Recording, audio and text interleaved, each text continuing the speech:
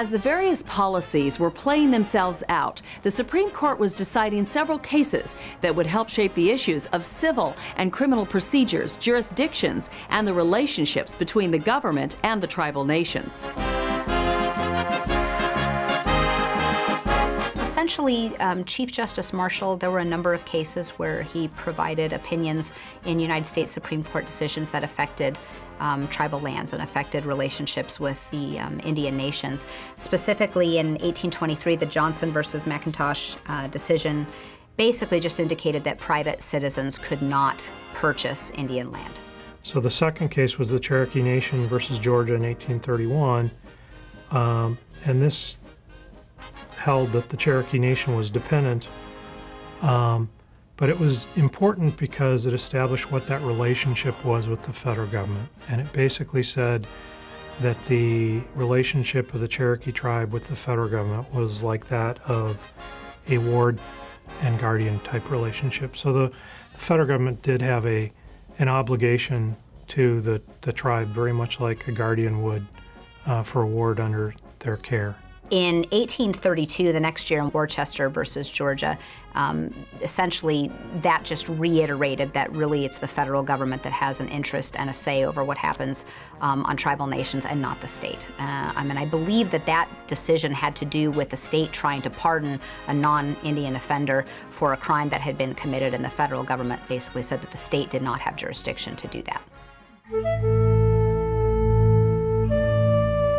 The United States versus McBratney decision was a case in the late 1800s. It was 1881, basically indicating that there's no federal jurisdiction in Indian country where a crime is committed by a non-Indian offender against a non-Indian victim. This McBratney case occurred on up in Colorado on the Ute Reservation, and what you had were two non-tribal members, one who killed another, and the question was who had jurisdiction. And essentially in McBratney, the court said there is no federal jurisdiction over that offense that occurred in Indian country because the two were non-tribal members, non-Indians, and therefore the state had jurisdiction. There was no federal jurisdiction over that offense. So the state actually does have exclusive jurisdiction in Indian country over non-Indian offenders committing crimes against non-Indian victims. That's one to remember when it comes down to you have two non-tribal members commit a crime in Indian country. Who has jurisdiction? The state has jurisdiction. Ex parte Crow Dog was a United States Supreme Court case back in 1883 where an Indian offender of one tribe murdered an Indian victim of another tribe. It was Crow Dog who murdered Spotted Tail. Basically what this case stood for was the proposition that when the federal government tried to step in and prosecute Crow Dog for murder, in fact, I believe that the United States government was trying to seek the death penalty at the time, the United States Supreme Court said the federal government has no jurisdiction over this case, even though it was an Indian offender committing a crime against an Indian victim, because the tribe had already prosecuted the Indian offender. What they said was there was no federal jurisdiction to prosecute where an Indian had already been prosecuted by the tribe. In essence, finding that would be double jeopardy to do that. Interestingly, back then, for this type of offense, what happened is that Crow Dog's family basically paid $600 and a horse, I believe, or 8 horses and a blanket to Spotted Tail's family, and that took care of the murder tribally, and therefore that precluded the federal government from coming in and prosecuting because, and I believe that this was actually based on the treaty between the Navajo Nation and the United States back in 1868, which set forth that an Indian offender committing a crime against an Indian victim could only be prosecuted by the United States if the tribe had not already prosecuted them. And in this case, since the tribe had, the federal government was precluded from prosecuting this murder. Fast forward along came the Major Crimes Act in 1885, passed by Congress in order to rectify this problem. That's when Congress decided no longer are we going to say that the federal government can't prosecute a case that the tribes had prosecuted, and that's why there is no double jeopardy for offenses occurring in Indian country. Even if the tribe has prosecuted the offender, if it falls under the Major Crimes Act, the federal government has jurisdiction to go forward as well. After the Major Crimes Act was enacted, Wheeler probably was the first case that really came out and actually spelled out that after the advent of the Major Crimes Act, there wouldn't be any double jeopardy for subsequent federal prosecution of an individual who was prosecuted in tribal court. This is no different than what we deal with federal and state governments. I mean, technically, the state can prosecute a bank robbery over which we have jurisdiction as the federal government, and it wouldn't technically be double jeopardy for one or the other to prosecute that individual for the same offense because we are separate sovereigns. So the same is true. There is no double jeopardy. They can be tried and convicted in Indian court for a violation because the penalties under tribal court rules are not very high. So a person could, for example, a Native American could commit a murder on another Native American and be tried and convicted for what we would consider a misdemeanor in tribal court and be sentenced to a year in jail. However, the federal prosecutor, the U.S. Attorney's Office, could also prosecute that case, and if the person were convicted in federal court, they could be given an additional sentence. And case law says that that is not double jeopardy because it's two sovereigns that are doing the prosecuting there. The Oliphant versus Suquamish tribe was a United States Supreme Court case decided in 1978, and I believe that this arose from an assault by a non-Indian offender against an officer for the tribe. So it was against a Native American victim. And what the United States Supreme Court said is that the tribe did not have jurisdiction to prosecute a non-Indian offender committing a crime in Indian country. If the suspect is non-native and the victim is native, the tribe has no jurisdiction, the state has no jurisdiction because the race of the victim. And so it falls to the federal courts. Well, for misdemeanor offenses, which many times violence against women, domestic violence is a misdemeanor offense unless there's serious bodily injury, then it slipped through the cracks because the federal prosecutors and federal courts just didn't have the resources to pursue those crimes. So a person could basically commit domestic violence, and as long as they didn't maim or kill someone, they could pretty much be unpunished. Like, let's say my program where it is today, we would have had the authority to enforce law on a non-native. We could have arrested, jailed, and charged that non-native for crimes they commit on the reservation. What that did is it took that inherent authority from the tribes to do just that.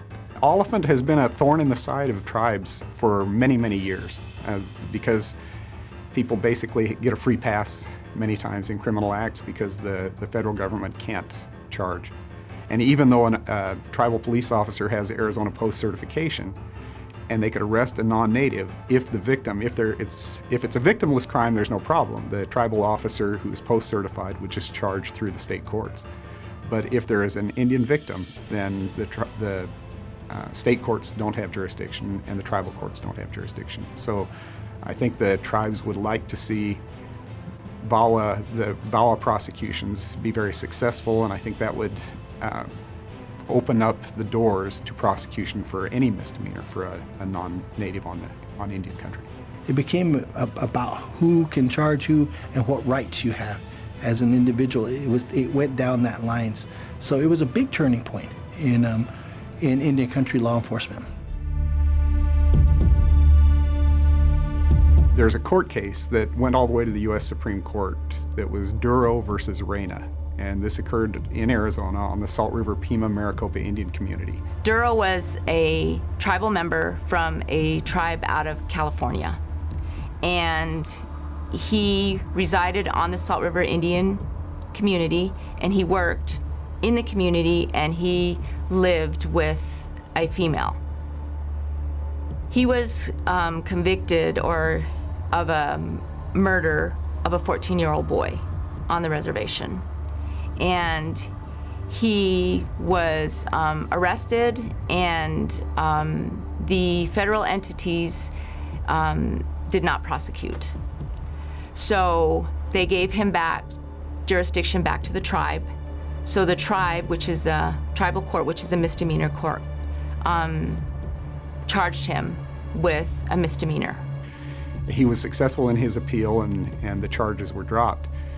Mr. Duro went on to commit other crimes, and there was kind of an outrage in Congress about how this man should have been in custody of the tribal jail in Salt River. So Congress created what was referred to as the Duro fix.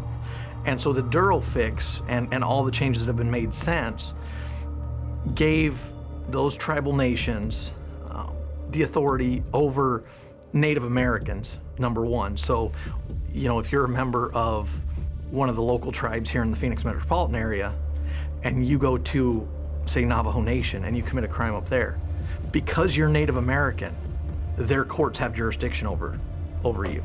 Reason why that one comes to mind is because of a gentleman that Russell Means, who challenged the Navajo Nation's authority to arrest him and charge him with a crime against a Navajo tribal member. And that's where the Duro fix ended up coming into play, to where it recognized the tribe's authority to charge other tribal members for crimes committed on their lands. It provided a benefit to law enforcement, to Indian country law enforcement here, because there are a lot of intermarriages between members of different tribes, and they'll end up living on one reservation. And if they commit a crime there, the tribe of residency now has the authority to prosecute for those crimes, regardless of the tribal affiliation, as long as there is a tribal affiliation of the person who committed the crime. As jurisdiction works, if you had an Indian who had assaulted another Indian or committed a crime against another in Indian country, the state doesn't have jurisdiction over that. And if it's not a crime that qualified as a felony, the federal government didn't have jurisdiction over it under the Major Crimes Act, and therefore you were left really with a hole. And so if the tribe couldn't prosecute that individual who was not their own tribal member, they essentially got away with the crime for free. The verbiage now reads that a tribe has jurisdiction over all Indians from all tribes and not from that specific tribe. I know initially it created some hard feelings between some of the tribes as to, you're prosecuting one of our tribal members, but you have to remember that turnabout's fair play, and each jurisdiction had that same opportunity, which meant they had the ability to prosecute those individuals too. And quite honestly, I think that the benefit far outweighed the burden, and so I think everybody saw the benefit of making sure that they could prosecute those cases that occurred within their jurisdiction. There was a case, Nevada versus Hicks, where some Nevada game rangers were investigating the taking of I think a bighorn sheep by a Native American, and which was in violation of, there was no permit or license. And so they actually worked through a tribal court and obtained a search warrant and executed the search warrant. But the issue of jurisdiction was raised, that these officers had no jurisdiction, and in fact they were, the person who is a suspect here tried to sue them in tribal court for violation of his rights by executing the search warrant. The game violation occurred off reservation, but the evidence, the head of the sheep, was on reservation. And so they got a state warrant, but then they went to a tribal judge to get a tribal warrant. And it seemed like they did everything right, but they were still sued, and the person attempted to sue them civilly in tribal court. And the Supreme Court said no, that they couldn't do that. The United States Supreme Court said that when the tribe attempted to bring a civil action against that non-Indian officer who was exercising state jurisdiction on the reservation, that the tribe had no jurisdiction to hear that case. A lot of non-tribal agencies looked at that as a green light to exercise more authority to do investigations, for example, relating to crimes committed off the reservation, but to actually go in and do the investigation in Indian country. At that time, the Attorney General for the state of Arizona made a recommendation, which I think most Arizona agencies have abided by because it was good practice, and that is that if you have an investigation, work with the agency that where the suspect is living. If a state officer is attempting to execute a search warrant on the reservation for a state offense, regardless of of his status as a federal officer or a state officer, if the tribe has in place, which most tribes in Arizona do, have in place domestication procedures by which those search warrants can be executed, the state is obligated to follow those domestication procedures.